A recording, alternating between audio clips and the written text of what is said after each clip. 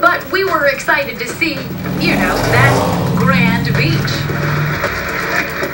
And we found it.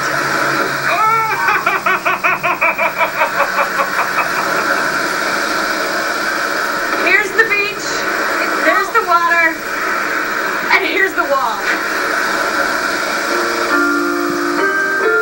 I will say that their pool area is nice. If you don't mind sitting by the pool, you'll have a good time, but you shouldn't be calling yourself a grand beach resort.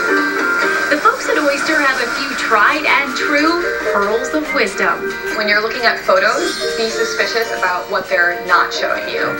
So if it says it's a beach resort, see if there are beach photos. If there aren't, there's probably a reason. The hotel admitted later that their Grand Beach was in fact anything but grand, because it had been swept away by hurricanes 10 years ago.